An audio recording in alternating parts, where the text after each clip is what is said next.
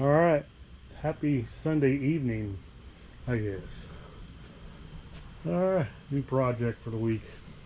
I got another one, but this is Big Daddy Aaron Gerling, his Dragon Drive trailer. Wants to get it cleaned up a little bit. Get some of the stickers off it. He's gonna put his own stuff on there. He just want to get the trailer brand stickers off. Polish her up a little bit.